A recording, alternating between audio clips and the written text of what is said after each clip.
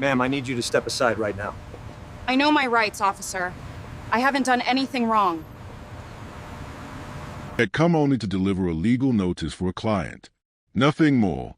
A simple task. Sergeant Cole Brenner made sure it wasn't. He stepped into her path with a smirk that flickered like a faulty bulb. Quick, sharp, deliberate. You people always think rules don't apply to you, he said, each word clipped with casual authority. Maya froze. She heard everything. The distant hum of traffic, the quiet scrape of his boot against concrete, the brittle rustle of papers inside her briefcase. A knot formed low in her spine, a familiar warning, the kind her mother had taught her to read long before Maya knew the law she would someday carry like armor. Brenner's gaze slid down her tailored suit as if searching for something he could use against her. His hand hovered near his belt, not touching anything, just reminding her what could happen.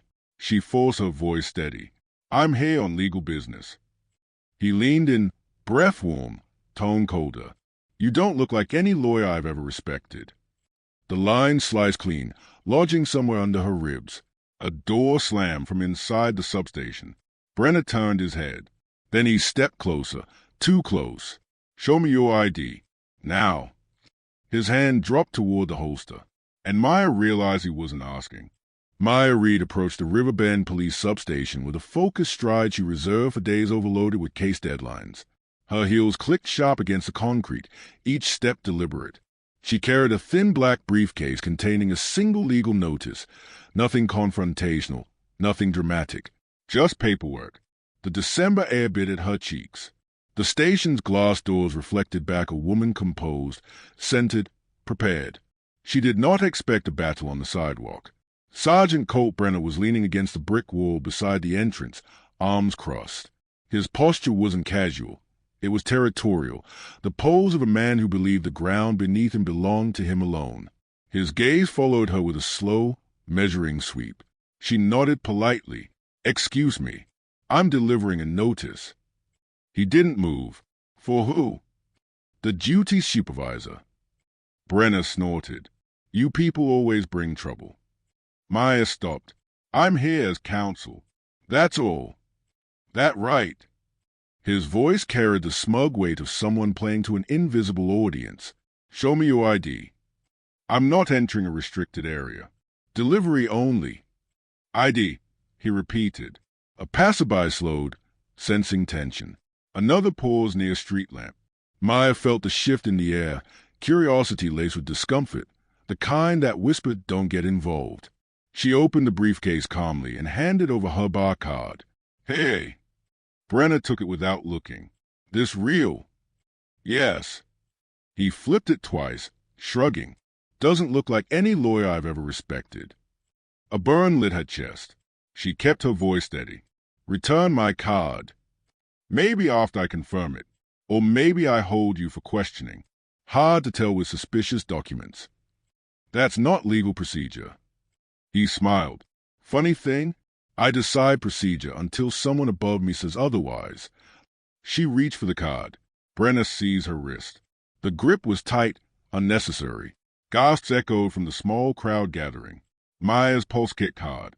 She'd argued in courtrooms, faced prosecutors who wanted to bury her clients. But this was different. This was a man who believed the law wrapped around him like armor. Let go, she said. You're resisting. No. He held her another beat before releasing her. Her skin throbbed where his fingers had pressed. He finally looked at the barcode. Hey, guess they'll let anybody in these days. A young woman from a crowd stepped forward. She didn't do anything. Brenner didn't even tone. Move along. Maya straightened. Are you done? He smirked. Not even close. She didn't respond. She walked past him, delivered the notice to the front desk inside, then returned to the sidewalk. Brenner was still there, arms folded again. Careful out there, he said quietly. World's full of people who think they're above their place. Maya met his stare. Enjoy your evening, Sergeant. She walked away, back straight, heart trembling. Behind her, someone whispered, Did you record it? Another voice answered, Yeah, I got everything. Maya didn't hear that part. She kept walking, unaware that a shaky phone camera had already captured the beginning of a storm. Maya Reed sat in her office with the door closed, blinds half-drawn. The morning sun filtered into thin, muted stripes across her desk. The wrist Brenna had grabbed still ached, faint but constant, like an echo she couldn't silence. She pressed a cool compress against the tender skin, exhaling slowly. The legal notice she delivered yesterday was already filed and forgotten. The confrontation was not. Her phone vibrated. A text from her paralegal. "Renee, are you filing complaint?" "You should." Another message followed a second later. People saw. Word spreading. Maya typed back, "I'm considering it." She deleted the line and wrote instead, "I'll handle it." She straightened a blazer and stepped out of her office. Her colleague David leaned against the hallway wall, arms folded, expression tight with concern. "You good?" he asked. "I'm fine." "You don't look fine." "I said I'm fine." He lowered his voice. "You know Brenna's protected. If you file something, it won't land clean." "I know how protection works," she said. "I also know what happened." David hesitated. "Just be prepared for the blowback." "There's always blowback," she replied. "But there has to be a record." He nodded, though she could see he didn't believe anything would come of it. That was the part that stung more than the bruise. How normal this felt to everyone else. The Internal Affairs office sat on the third floor of the precinct, wedged between the administrative wing and the break room. Its neutral gray walls were covered with framed posters about accountability and ethics, words paired with staged photos of officers shaking hands and smiling. Maya knocked on the door marked Professional Standards Division. A receptionist looked up. "Yes." "I'm here to file a complaint against Sergeant Colt Brenner." The receptionist blinked, surprised. "Name?" "Maya Reed." "ID?" Maya slid her driver's license forward. The woman examined it for an uncomfortably long moment, as though searching for something out of place, then passed it back. "Have a seat. An investigator will call you in." The waiting area held 2 plastic chairs and a low table strewn with old magazines. Maya sat, briefcase on her lap, palms pressed lightly atop it. She heard muffled laughter from the hallway, then a door closing. She straightened her spine. A man in a brown suit opened the door to the inner office. "Ms. Reed?" She stood. "Yes." He stepped aside to let her enter. "I'm Investigator Lasker." The office was small, tidy, and windowless. A single recording device sat on the desk, red light blinking steadily. Lasker gestured to the chair across from him. "Please sit. This interview will be recorded." "Good." He clicked a few buttons on a tablet. "State your full name." "Maya Elise Reed." "And the subject of your complaint?" "Sergeant Colt Brenner." Lasker nodded as though he'd expected the name. "Describe the incident." Maya kept her voice even. "Yesterday afternoon at approximately 4:15 p.m., I approached the Riverbend Police substation to deliver a legal notice on behalf of a client.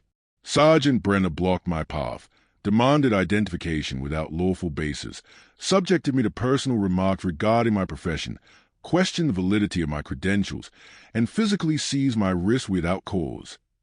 Lasker made no visible reaction. "Was anyone injured?" "I have a bruise." "Did you seek medical attention?" "No." He tapped the tablet. "Any witnesses?" "Yes." "Bystanders on the sidewalk?" "Names?" "I don't know them." He paused. "Ms. Reed, without witness names, this becomes a credibility matter. It can be difficult to verify events, especially when officers recall situations differently." Maya met his eyes. "What does Sergeant Brenner recall?" Lasker leaned back. "He reported that you were agitated, refused to identify yourself, and attempted to push past him." Her pulse tightened. "None of that is true." He shrugged mildly. 2 officers inside said they heard raised voices. They weren't outside. Still counts as corroboration of tension. Maya's breath went steady, colder. "So you're telling me his version is predetermined?" "No," Lasker replied evenly. "But officers are trained observers. And civilians aren't." He didn't answer. Maya pressed on, her voice precise. He seized my wrist. That's an allegation we'll investigate. There are likely recordings from the front entrance camera. Possibly, he said. Footage isn't guaranteed to be stored or accessible. Convenient. Lasker tapped the tablet again. We'll notify you once a preliminary review is complete. That's it. For now. She stood. I want a copy of the complaint's filing number. He handed her a small printed slip. She took it and left without another word. Outside the precinct, the cold air felt sharper, cleaner, but not enough to clear the sour taste in her mouth. She walked quickly, almost marching, as if distance could undo the frustration building in her ribs. Her phone rang. She answered. Maya Reed. A low voice replied, So what happened to you yesterday? Who is this? Just someone who works around here. A pause. Don't expect them to do anything to Brenner. He's connected. How connected? You'll see. The line went dead. Her stomach knotted. She tucked the phone away and kept walking. Back at her office, Renee greeted her with a nervous glance. Did you file it? Yes. Was it straightforward? No. Renee exhaled hard. You sure you want to push this? People talk. They are already saying. What are they saying? That you were hostile. That you provoked him. Renee's tone shook with frustration. They weren't there. Maya sat at her desk slowly. This is how it always starts.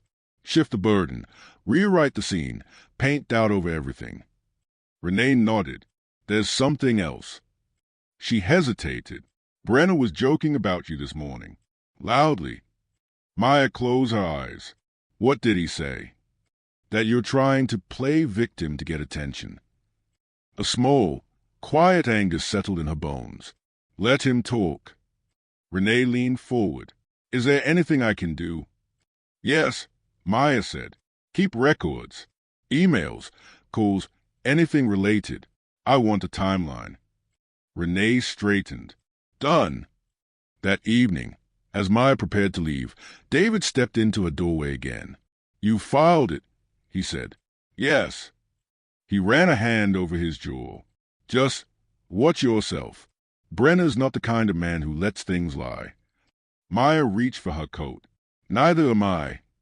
She locked her office, stepped into the hallway, and walked into the cooling night.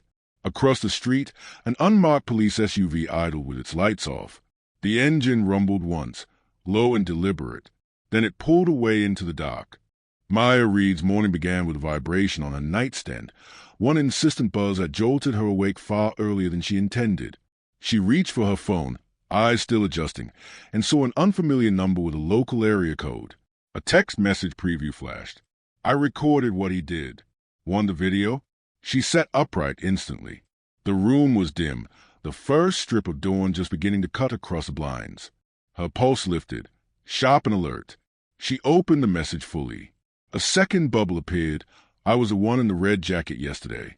I didn't know how to reach you sooner. Here. A video file followed. Maya hesitated only long enough to steady her breath. Then she tapped it. The shaky footage filled her screen. Brenner stepping into her path. His smirk. His words, almost perfectly audible despite the street noise. Maya's calm responses. Brenner grabbing her wrist. Sudden, forceful, deliberate. A couple of gasps from bystanders. Her flinch. His mocking remark as he released her. Maya swallowed hard. Seeing herself from the outside felt like watching someone else. Someone composed on the surface but holding tension in every muscle fiber. She played it again. And again. When the video ended for the third time, she whispered to the empty room, He can't deny this.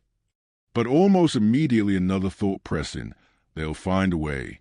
Her phone buzzed again. Same unknown number. If you need a witness, I'll speak. But I'm scared. A follow-up appeared. I don't trust them. Maya typed back. Thank you. I understand. I'll be in touch. She set the phone down and pressed her palms together, grounding herself. Evidence changed everything, but also changed nothing. Not in systems built to absorb truth without consequence. At her office, David leaned through her doorway before she even sat down. Saw your lights on. You're early. I got a video. she replied. His eyebrows jumped. Of the incident? Yes. And it shows exactly what happened. He stepped inside, voice dropping. If that gets out, Brenner's gonna feel cornered. That's not my concern. It should be, he said quietly. Cornered men swing harder. Maya didn't answer. She slipped her phone from her pocket and hit play. David watched the footage silently. When it ended, he let out a long control breath. That's clear, he said. Yes, but it's also incomplete. She turned toward him sharply. How? You know how narratives work. They'll say the video doesn't show the whole exchange. They'll say you were aggressive before recording started. They'll say whatever protects him, she finished. David nodded. Exactly. She closed her eyes. I'm tired of this. Tired of pretending fairness is coming if we wait patiently. So what are you going to do? Maya sat, fingers drumming lightly on the desk. I'm thinking. By lunchtime, her mentor, attorney Lorraine James, arrived unannounced, coat still draped over her arm, expression tight. I got your email, Lorraine said. Let me see the tape. Maya played it again. Lorraine leaned closer, watching with a sharp, unblinking focus of someone mentally cataloging every legal angle, every potential counterargument. When the clip ended, she crossed her arms. That's misconduct, Lorraine said. Clear misconduct. But if you release it publicly, they'll retaliate. Hard. I know. They'll question your motives. They'll smear your reputation. They'll drag every case you ever touched into the mud. I know. And the bar committee won't shield you. They protect institutions first. I know. Lorraine sighed. Then what are you asking me? Maya stared at the paused video on her phone, the moment Brenner's hand clamped around her wrist, the moment her dignity had been treated like an inconvenience. I'm asking, Maya said quietly, if telling the truth is worth the damage. It always is, Lorraine replied, but never without cost. Her client, Mr. Tombier, arrived mid-afternoon for a scheduled meeting. He shook her hand gently, eyes scanning her expression. You're distracted, he said softly. Something happened. Outside the station. A police sergeant harassed me. His face tightened. I heard rumors. I hoped they were exaggerated. They weren't. He exhaled. I don't want trouble spilled onto my case. It won't, she said. I won't allow that. He hesitated. But if your name gets dragged, if you're attacked publicly, my case might lose stability. Judges read the news. Prosecutors follow tension. Maya closed the briefcase slowly. I won't let my personal situation compromise your outcome. I promise. I trust you, he said. Just be careful. She nodded, though something uneasy curled in her stomach. The truth had weight, and it was already pulling at the foundations of everything connected to her. By late afternoon, Maya's decision hardened. She emailed the footage to a local journalist she trusted, someone who had once written a series on police misconduct in the county. She included no explanation, no signature, no timestamps, just a video. 2 minutes later, her phone rang. Maya. The reporter's voice was cautious. Is this from you? You didn't hear it from me, she answered. You understand what happens once this goes public. Yes. This will blow up. Immediately. Yes. And he'll know you leaked it. Let him. A beat of silence filled the line. Okay, I'll run it tonight. She ended the call. Her hands were trembling, not with fear, but with something sharper. Resolve. That evening, Maya sat alone on her couch, TV muted, room dim except for the soft lamp glow. She sipped chamomile tea that had long since gone cold. Her phone buzzed once. A news alert. Local sergeant under review after video surfaces of altercation with attorney. Maya exhaled slowly. 2 seconds later, another buzz. Then another. The world was waking up. At the precinct, miles away, Sergeant Colbrenner watched the same video on a detective phone.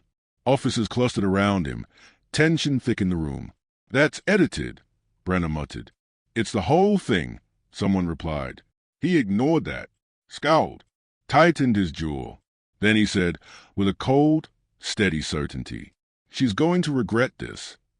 Back in her apartment, Maya felt a chill run down her spine, an unexplainable sensation, like a shadow passing through the room. She set the phone down slowly. The tea trembled in her hand. Somewhere deep inside, she knew the storm hadn't peaked. It had only begun. Maya arrived at the courthouse before sunrise, hoping the quiet halls might offer a buffer before the inevitable storm. The moment she stepped through security, she knew she was wrong. 2 officers at the checkpoint stopped talking when they saw her. Their glances were quick, pointed, unmistakable. One of them scanned her ID longer than necessary, expression blank, movements deliberate. "Problem?" she asked. "No," he replied, though the clipped tone said otherwise. He handed back her ID without meeting her eyes. She walked on. Her heels echoed down the corridor, soft, precise clicks swallowed by tension. The building felt different today, not in its structure, but in the air itself, charged with quiet hostility. When she reached her office floor, Renee nearly collided with her in the hallway. "Maya." Renee's voice trembled. "Is he?" Maya's stomach tightened. "Who?" "Brenner. Downstairs. With his union rep, they are talking to reporters. He's saying the video was doctored." Maya inhaled once, steadying herself. "Of course he is." "That's not all." Renee held out her phone. "Look." A local broadcast showed Brenner stepping up to a podium, the precinct's emblem behind him. His face was a picture of aggrieved authority, jaw set, eyes narrow with performative disappointment. "This supposed recording," he said to the cameras, "has been manipulated." The attorney involved was confrontational, aggressive, and refused lawful instructions. "I acted to maintain order." A reporter asked, "Do you deny touching her?" "I deny assaulting anyone," Brenner said, voice rising just enough to feign indignation. "If contact occurred, it was incidental. The video misrepresents the interaction." The union rep stepped forward. "This attack on a decorated officer is unacceptable. We will pursue legal action against anyone spreading false information." The broadcast cut back to the anchors. Renee lowered the phone slowly. "They are going after you." Maya felt a calmness settle over her, a cold, unshakable center. "I expected they would." By mid-morning, her inbox flooded. Some messages were supportive. Most weren't. Subject lines flared across her screen. "You're lying, stop smearing good cops, you should be fired, you people always play the race card." Maya clicked none of them. David appeared in her doorway again. He didn't knock. "You need to see this." He handed her a printed document, an official letterhead, stamped and signed. A complaint. Against her. Filed by Sergeant Colt Brenner. Maya scanned the accusations. Professional misconduct, public defamation, attempting to interfere with active law enforcement duties. She almost laughed. His counterfiling. "Not just filing," David said. "His demanding a disciplinary review. Claims you falsified events." "Of course he does. And there's more." David swallowed.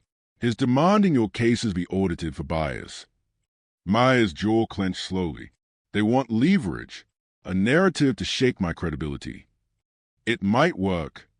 Maya set the document down. "Not if I stay ahead." At noon, Maya received another text from the unknown witness. "They're asking for my name at the station. Someone saw me recording. I didn't tell them anything, but they're pressuring." Maya typed back, "Do not return to the station. Do not speak to anyone without counsel." Another message arrived instantly. "I'm scared. He knows who I am. I saw him looking at me today. Like he recognized me." Maya's chest tightened. She typed, "We'll protect you. Stay low for now." The typing bubbles appeared, disappeared, reappeared. "Be careful. He's angry." I could tell.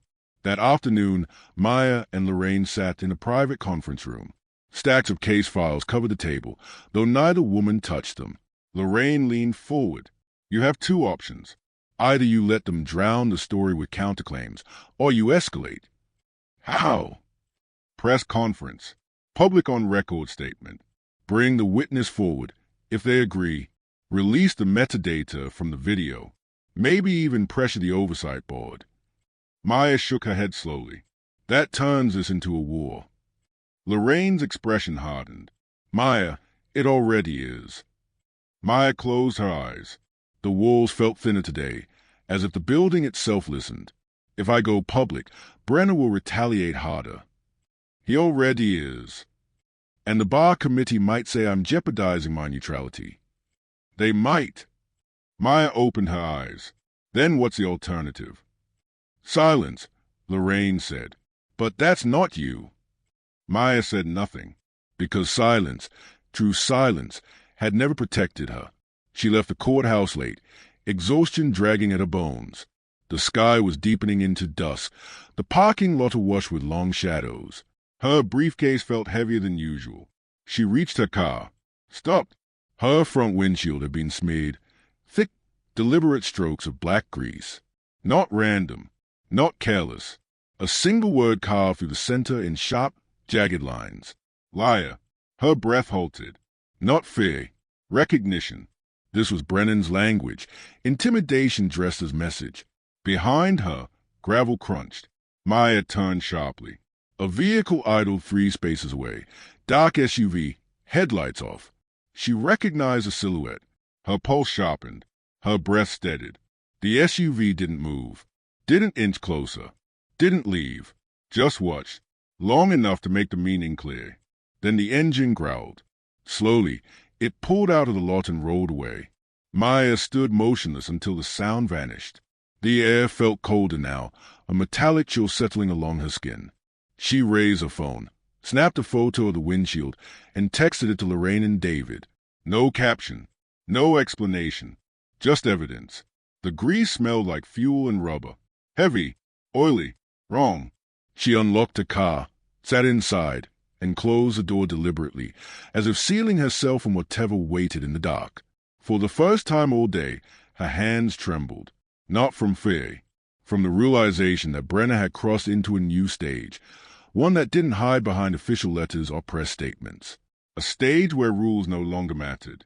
And as she sat there, breath steadying, one thought crystallized with chilling clarity. He won't stop, not until he destroys me, or I expose him completely. The conference room on the 12th floor looked harmless at first glance. Glass walls, brushed steel table, soft overhead light. But to Maya, it felt like a sterilized battleground. Her palms were cold around the folders she carried, transcripts, timestamps, and the internal memo she'd finally obtained after 3 weeks of stonewalling. Across the table sat 4 senior officers from internal affairs. None smiled. None greeted her. They waited as though she were an unexpected interruption in their afternoon rather than a complainant in a high-profile civil rights case. Lieutenant Harris leaned back in his chair, arms crossed. "Let's keep this brief," he said. "State your purpose." "Maya already sent you her purpose," Rosa whispered beside her. 3 times. Maya didn't look away from the officers. "I'm here to present new evidence regarding Officer Dalton's conduct during the traffic stop." Captain Reeves tapped the pen. "Evidence which we have already reviewed." "You reviewed a sanitized version." Maya slid the folder across the table. "This memo, dated 3 hours after the incident, shows supervisors joking about the stop. They call me a Maori civilian who needs to be taught procedure. They mocked the complaint before it was filed." Harris barely glanced at the document. "Anonymous writing. No authentication." Maya's voice tightened. "It's from your internal communication system." Reeves shrugged. "Could be fabricated." Rosa leaned forward. "You know damn well it isn't." Harris ignored her. "Ms. Rockford, your accusations are becoming disruptive. IA has procedures. This is not an arena for crusades." Maya felt the heat rise under her skin. "I'm not here for a crusade. I'm here because your officer lied, escalated, mocked me publicly, and then nearly got away with it. And because your department protected him." A thin silence stretched.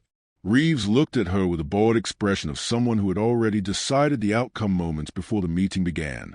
"You're not a law enforcement professional," he said. "You misunderstand how these situations unfold. You were emotional." Maya's pulse hammered. Don't tell me what I was. Rosa murmured. Breathe, but Maya pushed forward. I have complied with every step, she said. Filed every form. Provided every statement. And instead of accountability, I keep running into sealed hallways and closed doors. This memo wasn't intended for me, and that's why it matters. Reeves folded his hands. Ms. Rockford, there's no case here. There's one, she said, and you know it. Harris tapped the table once. Kurt, you are free to pursue other avenues. This meeting is concluded. They began to rise, dismissal, swift and absolute. Maya didn't move. Rosa whispered urgently, Maya. But Maya's body refused surrender. You haven't even looked at the full packet. We don't need to, Reeves said. Officer Dalton's record is clean.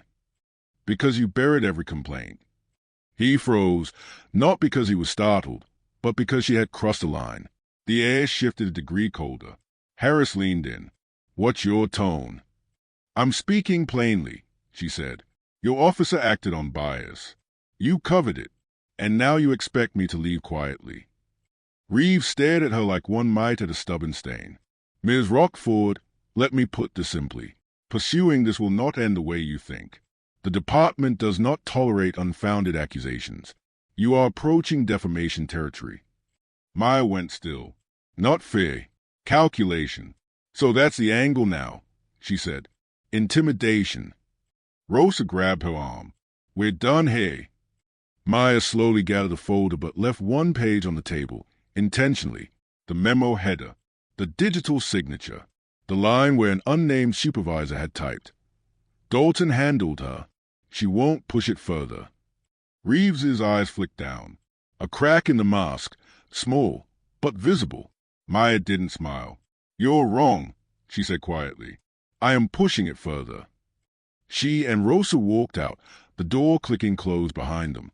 The hallway was long, fluorescent, impersonal. Maya exhaled shakily. Rosa hissed. They are going to retaliate. They already are. Maya, this is dangerous. Maya paused, gripping the folder to her chest. That's why I can't stop. As they stepped toward the elevator, a voice called from behind. Ms. Rockford. A young officer stood near the corridor's corner, nervous, eyes darting. Maya toned. Yes. He swallowed hard. I shouldn't be talking to you. But you need to know, Dalton's been meeting with command staff after hours.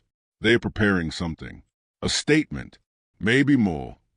What kind of statement? Maya asked. The young officer looked down. One that makes you the problem. The elevator dinged behind her. Maya's breath hitched, just slightly. Not fear this time. Recognition. A new front had opened, and she was already in its sights. The precinct parking lot was half empty, washed in the pale orange of early evening. The wind carried the smell of hot asphalt and distant street food vendors. Maya stood beside her car, replaying the young officer's warning in her mind. Rosa paced a few feet away, speaking in sharp whispers into her phone, calling a colleague, an advocate, anyone who might help. Maya barely heard her. Her attention locked on the station's side entrance as the door swung open and Officer Dalton stepped out. He was alone. He walked with the swagger she remembered, the same careless confidence of a man who believed rules bent for him. His uniform jacket was unbuttoned, his sunglasses tucked into his collar. He moved like the day was already won. Rosa stopped mid-sentence. Maya, don't. But Maya had already stepped forward. Dalton froze when he saw her. A flicker of irritation crossed his face before he blanketed it with a smirk. Well, he said, if it isn't my favorite citizen complaint. Maya kept her voice level. We need to talk. Dalton laughed under his breath. No, we don't. You're preparing a statement against me. Dalton shrugged. I prepare statements all day. You know that's not what I mean. He moved closer, lowering his voice to a mocking whisper. You shouldn't hang around precinct property. People might think you're looking for trouble. Rosa strode to Maya's side. Back off, Dalton. He looked her up and down. You two always travel as a set. Answer the question, Maya said. Dalton leaned one hand on his hip. You filed a complaint. I responded. That's procedure. You don't like the result? That's your frustration speaking. There's a memo, Maya said. One that shows what you said about me after the stop. Dalton's jaw twitched. Almost nothing, but enough. Rosa caught it. There it is. Guilty tells. Dalton scoffed. An anonymous memo? Please. Anyone could have typed that. It came from your system, Maya said. He didn't deny it. Instead, he stepped closer, voice dropping into something colder. You're making this bigger than it needs to be. You escalated at the moment you mocked me, Maya said. Then you lied in your report. And now you're coordinating a false narrative. Dalton smiled, a tight, joyless curve. Careful. Words like that can follow you. Maya stared at him, unblinking. Let them. For the first time, he looked unsettled. Only slightly, but in men like him, any crack mattered. Rosa whispered, We should leave? Maya didn't move. Dalton, you're going to answer for this. Dalton exhaled a laugh. You think you can take on the department? You're one complaint in a stack. Nobody's going to sacrifice a good officer over you. He cut himself off, but too late. Over my what? Maya asked. Dalton's silence answered. Rosa stepped forward. Say it. Go on. Dalton's jaw tightened. I'm done with this conversation. He turned to leave, but Maya said something that made him stop mid-step. You protected your ego, not the law. Dalton turned back slowly. You don't know anything about the law. I know enough, Maya said, and I know power twists when no one's watching. Dalton stared at her, expression unreadable. Then the door behind him banged open and two officers stepped out, laughing about something. Dalton's posture straightened. His mask slid back into place. Get her off the property, one of the laughing officers joked.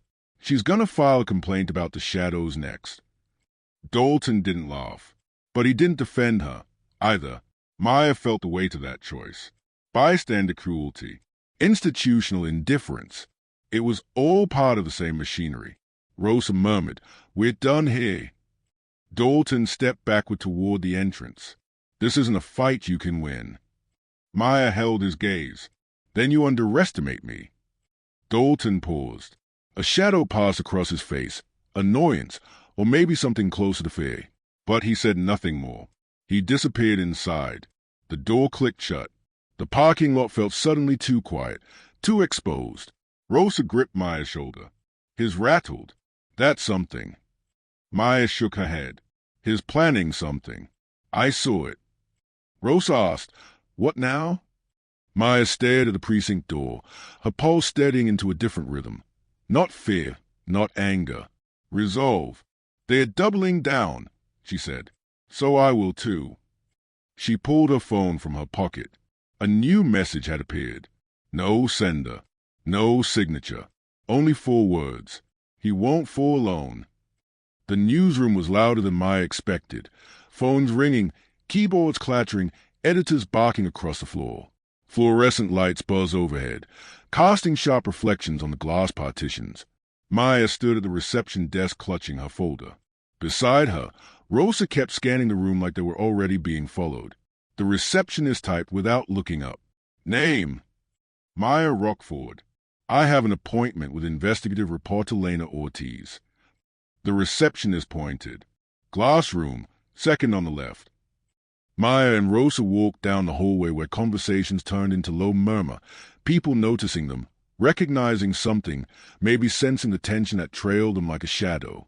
Inside the glass room, Lena Ortiz stood reviewing printouts. She didn't bother with introductions. She just motioned for them to sit. Let's start, Lena said. What you sent me was significant. Maya forced herself not to grip her folder too tightly. I have more. Rosa added, Internal Affairs is burying it. They are closing ranks. Lena slid a document across the table. I verified the memo header you sent.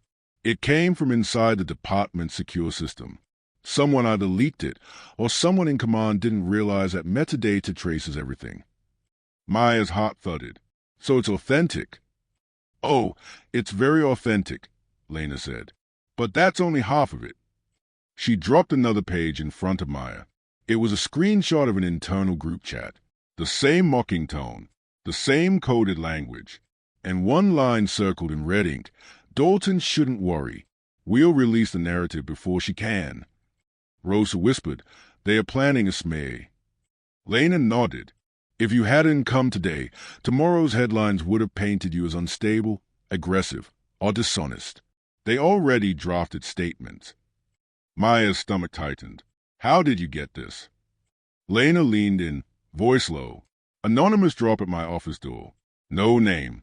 No USB brand markings. But the person wanted you to have it. Maya exchanged a look with Rosa. The young officer. He had taken a risk that could end his career. Lena continued. Before I run anything, I need to hear your full account. Every detail. Every word Dalton said. Every moment that wasn't in the official narrative. Maya inhaled. Steady. I can tell you all of it. Rosa placed a hand on her arm. Take your time. But Maya didn't need time. She recounted the stop, the mocking tone, the dismissive gestures, the way Dalton smirked at her license, the line that still landed like a bruise in the center of her chest. People like you never know the rules. She described internal affairs' deliberate indifference, the meeting where the officers barely looked at the evidence, the pressure, the thinly veiled threats. Lena wrote fast, barely blinking. When Maya finished, the room fell quiet. Lena closed her notebook. This is more than one bad officer. This is systemic. I know, Maya said, but they think they can end this by discrediting me. They won't, Lena replied. Not if we publish before they do. Rosa let out a shaky breath. So what's next? Lena looked at Maya directly. I need your approval to proceed. Maya hesitated, not because of fear, but because the path ahead was now irreversible. Then her phone buzzed. A new message. Unknown number. They know about the reporter. Leave now. The air in the room stiffened. Rosa whispered, You said no one knew we were coming. I told no one, Maya said. Lena stood. We need to move to a secure room. Now. But before anyone could take a step, the hallway outside filled with footsteps. Heavy, purposeful, too synchronized to be coincidence. Maya's pulse spiked. Rosa looked toward the glass wall. They wouldn't. Lena cut her off. They might. The door handle began to turn. Slow. Steady. Someone on the other side knew exactly who was in the room. Maya braced herself, the folder pressed against her ribs like armor. The door clicked once, twice, then it started to open. The door swung inward, slow, deliberate. Maya's eyes locked on the figure in the threshold, Sergeant Colt Brenner. Behind him, two uniformed officers flanked the corridor. The newsroom, usually a hive of noise, seemed muted, every heartbeat amplified in the tense stillness. Brenner's gaze swept over Maya and Rosa, stopping just long enough to let recognition settle. Not surprise. Recognition. You're persistent, he said, voice low, controlled, almost measured, but laced with ice. Maya leaned back slightly, her palms resting lightly on the folder. I'm not persistent. I'm truthful. Brenner's lips twitched, a ghost of a smile. Truthful? You think that will protect you? It already has, she replied. The memo, the video, the metadata, every move you made is documented. He stepped forward, slow, calculating. You've made enemies today, powerful ones. I'm aware, Maya said, but the public sees what internal affairs refuses to acknowledge. Brenner's jaw tightened. He motioned to the two officers behind him. They remained frozen, uncertain, caught between orders and hesitation. Lena Ortiz raised a hand slightly. We're doing this legally, publishing the facts. You have no control over the evidence. You think law matters. Brenner's voice sharpened. You think publishing a story will undo what's coming. Maya's eyes narrowed. I think exposure prevents repetition. And right now, people need to know. Brenner's nostrils flared slightly. He leaned in closer, tone dropping to a warning. You forced my hand. Rosa whispered, Maya, don't provoke him. I'm not provoking him, Maya said, Steady, I'm naming the truth. Brenner's expression hardened. He stepped back, surveying the room, aware of the growing newsroom staff observing the standoff through glass walls. For the first time, the weight of witnesses seemed to tilt the balance. The first officer behind him shifted uncomfortably. Brenner noticed, and his expression flickered, briefly, almost humanly. The kind of crack that only comes when a man who believes himself untouchable realizes the stage is larger than his control. Maya reached into a folder and slid the memo, the video evidence printouts, and the metadata logs across the table toward Lena. All of it, every detail. If you report it correctly, the story can't be spun. Lena's fingers grazed the materials. We'll verify, cross-check, and then it goes live. Tonight. Brenner's fist clenched, then released a slow exhale of frustration. You think this ends with story? No, Maya said. It ends with accountability. One way or another, people responsible for hiding misconduct face consequences. He tilted his head, almost incredulous. You really believe that? I do. The newsroom lights flickered slightly as if on cue, casting long shadows across the floor. The tension thickened, a visible weight pressing against walls and glass alike. One of the younger officers whispered to Brenner, eyes downcast. So, they've got everything documented. It's solid. Brenner's eyes snapped to him. For a moment, uncertainty wavered in the harsh lines of his face. Maya noticed. Small, but real. You're overconfident, he said finally, forcing control back. You think you're untouchable. I'm not, she replied. I'm protected by the truth. He leaned in again, a final warning, voice low. You have no idea what you started. Maya held his gaze evenly. I have an idea, and it terrifies me. But it terrifies you more, doesn't it? A long silence followed. The tension hung so thick it seemed to pulse in the fluorescent light. Then Brenner turned sharply and left, the officers behind him trailing like shadows. The newsroom released a collective breath it hadn't realized it was holding. Lena exhaled, brushing her hands together. Rosa muttered, he won't stop trying. I know, Maya said, closing her eyes for a fraction of a second. But now, everyone sees. He's no longer untouchable. Lena looked at Maya, the weight of the decision heavy in her eyes. We go public tonight. Maya nodded. Let's make sure it counts. Every word, every image, every piece of proof. Outside, the sun was dipping below the skyline. Shadows stretched long across streets and sidewalks. Brenner would plan. He would plot, but the foundation of his control had begun to crack. Maya felt the pull of exhaustion, the tight coil of adrenaline. She exhaled slowly, sensing that the fight was far from over. But this was the moment the scales began to shift. The phone buzzed again in her pocket. Unknown number. Maya ignored it, because for the first time that day, she realized the story wasn't about her fear. It was about the truth, and that truth was no longer hers alone to carry. Word count, tilde 850 words. The newsroom felt electric that evening. Phones buzzed incessantly, editors shouted updates, and Lena Ortiz's team worked with a kind of synchronized precision that came only when a story mattered. Maya and Rosa sat at a small table near the window, watching the city lights flicker as the first headline began to surface online. Police sergeant under investigation after video surfaces showing assault on attorney. Internal memo reveals cover-up within Riverbend PD. Attorney exposes systemic misconduct in high-profile case. The words hit Maya in waves. Relief, vindication, tension, all intermingled. But as the headlines multiplied, so did the reactions. Her phone vibrated relentlessly. Unknown numbers, blocked numbers, messages from friends, colleagues, and strangers. Praise, anger, disbelief.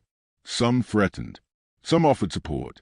Most were simply shocked that someone in the system had dared to act against Brenner. Rosa leaned over. Look at this one. She pointed at a local forum screenshot. Commenters debated Brenner's credibility, questioning departmental integrity, some expressing outrage over the apparent collusion among supervisors. People are noticing. Maya tapped the screen. Let them notice. Back at the precinct, the storm hit harder. Brenner paced the office, phone pressed tightly to his ear. His voice was low, sharp, laced with fury. Officers around him moved cautiously, aware that he had lost the invisible control he often wielded. The memos, the video, the metadata, it was all public. His power fractured. Lieutenant Harris approached carefully. So, some supervisors are calling for an immediate internal review. Brenner slammed the phone down. Do it, and make it look like it's my initiative. Everything I do has to appear justified. Harris hesitated. Sir, I said, do it. Brenner barked. His face was tight, controlled, but the lines around his eyes betrayed a deepening panic. He had never faced this kind of scrutiny, not in public, not with irrefutable evidence. Maya watched the news coverage continue, Lena narrating the events with precise language, highlighting the memo, the witness account, and the video evidence. Each clip, each image made the case undeniable. Social media exploded. Local officials called for hearings. Citizens demanded answers. The weight of institutional complicity now bore down on the precinct, and there was no escaping it. Her phone rang. It was a young officer, the one who had recorded the video. Maya answered cautiously. I saw what happened. The voice said, trembling. They're asking questions. About me. I don't know if I can stay. Maya's voice was calm, firm. You did the right thing. Stay somewhere safe. I'll make sure you're protected. A pause. Thank you, he whispered. The line went dead. Maya exhaled slowly. Courage, she realized, was contagious. The ripple had begun. By late evening, city council members had issued statements condemning the abuse, promising independent oversight. The local bar association convened emergency meetings, pledging review of officer conduct in legal interactions. Brenner's allies began distancing themselves, some publicly, others quietly. The institution he had believed untouchable was turning against him. Maya received an unexpected message from the precinct, a formal acknowledgement of the complaint, citing the video as credible evidence of misconduct and promising disciplinary review. The acknowledgement was cold, bureaucratic, but it was proof that her persistence had forced the system to respond. Rosa leaned back, exhaustion evident. You did it, she said softly. Maya shook her head. We did it, and it's only just begun. They'll push back. They'll try to smear me again, but now they can't erase the truth. The next morning, the fallout widened. Local news channels reported on internal pressure, leaks, and the undeniable evidence against Brenner. Public outrage mounted. Community groups organized forums to discuss police accountability. Bloggers dissected every detail of the memo and video. Lawyers weighed in, analyzing legal implications. Brenner faced disciplinary hearings. His reputation, once untouchable, was crumbling. His phone calls, once a tool of influence, now went unanswered. Internal conflicts, previously hidden, surfaced publicly. He had become a case study of what happens when unchecked power meets transparency. Maya sat in her office, looking out at the city. The weight of exhaustion pressed down, but she felt a strange sense of clarity. Justice was not instantaneous. It was messy, partial, and often painful, but it was unfolding. Her phone buzzed again. This time, a message from Lena. Story is live. Public reaction is overwhelming. You've changed the narrative. For everyone. Maya's lips curved slightly, a fleeting acknowledgement of victory. But she knew the personal toll. Stress, sleepless nights, constant vigilance, was far from over. The system had shifted, but it was not yet fully reformed. The battle was ongoing, but the first significant crack had appeared in the armor. She exhaled, letting the moment settle. Brenner was no longer untouchable. The video, the memo, the courage of a single witness, together they had ignited a reckoning. And Maya Reed, black, resolute, and unbowed, had become the catalyst. The courtroom smelled of polished wood and stale air, a place where truth and performative authority collided. Maya entered, briefcase in hand, her heels clicking sharply against the marble floor. Reporters and onlookers crowded the benches, their murmurs carrying the weight of expectation. Today wasn't just a hearing, it was a statement. Brenner sat at the defendant's table, uniformed, stiff-backed, but the mask of confidence had faded. Lines of worry cut across his forehead, subtle but unmistakable. For the first time, he wasn't the one controlling the narrative. Maya's lawyer, Lorraine James, met her eyes and nodded. No words were needed. The folder she carried, the video evidence, memos, timestamps, was enough to send tremors through the proceedings. The judge entered, and the room fell silent. Her gavel struck with authority, signaling the beginning of a process that had taken months of courage, patience, and strategy. The prosecution laid out the case systematically. The video was played on a large screen. Brenner's voice, calm and dismissive on the footage, resonated through the room. Observers watched the subtle gestures, the smack, the wrist grab, the mocking tone. Every detail had been meticulously documented. Lorraine emphasized the memo. The internal messages, once hidden behind walls of bureaucracy, now sat in plain sight, a testament to systemic negligence and complicity. "This is not an isolated incident," Lorraine said. "This is a pattern, and it reflects the institutional failure to protect the public and uphold the law impartially." Brenner's defense attorney attempted to argue misinterpretation, emotional exaggeration, procedural misunderstanding. The words felt hollow against the weight of concrete evidence. Maya sat, expression calm but alert. She listened as his defense unraveled under cross-examination. Officers testified to internal discussions, some reluctantly admitting awareness of the mocking language. One younger officer, visibly uneasy, confirmed the memo's authenticity. His voice shook, but he spoke the truth. Brenner's face remained rigid. Every corner of control he thought he maintained was slipping. Public perception, internal records, and the video evidence converged to strip him of power piece by piece. After hours of testimony, the judge leaned forward, hands folded. "Sergeant Colt Brenner," she said, voice even but firm, "your conduct reflects a breach of the public trust. You exploited authority, dismissed oversight, and attempted to intimidate a citizen exercising her rights. The court finds sufficient evidence to recommend disciplinary action, suspension pending further review, and additional retraining under supervised conditions. Further proceedings may involve civil and departmental review boards." A ripple of murmurs passed through the courtroom. Brenner's attorney whispered urgently. Brenner's jaw tightened, but the words fell in the cold, impartial air of the judiciary. Maya exhaled slowly. Relief washed over her, but it was tempered. This was a victory. Yes, but the emotional and psychological toll of months of harassment lingered like a shadow. Outside the courtroom, reporters swarmed. Cameras flashed. Phones recorded. Lena Ortiz was there, capturing every statement. Brenner's public silence contrasted sharply with Maya's composed, clear answers. Questions of accountability, systemic bias, and reform hung in the air, and Maya answered each with precision. "You have faced months of intimidation and public scrutiny," one reporter asked. "Do you feel vindicated?" Maya's gaze was steady. "This is not about vindication. It's about truth and responsibility. What happened to me should not happen to anyone. And now, institutions are being held accountable." She left the courthouse with Rosa beside her. A sense of weight lifted. Not fully gone, but lighter. Conversations outside were a mixture of outrage, support, and hope. Social media exploded with commentary on police accountability and systemic reform. That evening, Maya returned home. Her apartment, usually quiet, felt like a sanctuary. She set her folder on the table, letting herself sit without immediately diving back into wake. Her phone buzzed. Another message from the young officer. "They are handling it. I'm safe. Thank you." Maya smiled faintly. Courage, one solitary, had inspired protection and accountability. The small victories, truth, documentation, witness bravery, had rippled outward. But she knew the battle for systemic reform wasn't over.